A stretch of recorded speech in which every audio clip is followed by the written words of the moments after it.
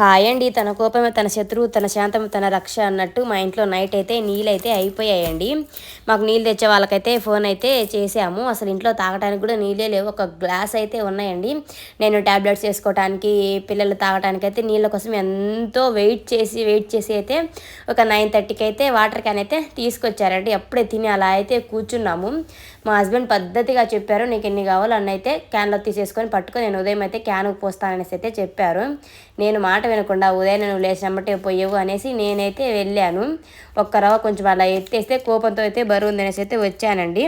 ఇంకా మా హస్బెండ్ నరుస్తూ ఉంటే మా హస్బెండ్ వచ్చి అయితే ఇంకా కోపంతో పెట్టాడో ఎలా పెట్టాడో తెలియదు, వచ్చి రాగానే అలా పెట్టాడండి. అది ఇంకా కింద పడి కింద బ్యాగ్స్ అదే కింద అంతా ఉంటుంది కదండి, అంచు మొత్తం విరిగిపోయి నీళ్ళు మొత్తం ఇంటి నిండా నీళ్ళే అండి. హాలు, కిచెను, బెడ్రూము ఇంకా నా తిప్పలు మామూలుగా లేవనుకోండి. అసలు ఇంకా చేత్తో తోడాను, గుడ్డతో విండాను, అసలు ఎంత చేశానో. అదే మా హస్బెండ్ చెప్పినప్పుడు నేను నిదానంగా వినేసి నాకు కావాల్సినంత నీరు తీసుకుంటే నాకు ఇంత పని ఉండేది కాదు, శ్రమ అయి ఉండేది కాదండి.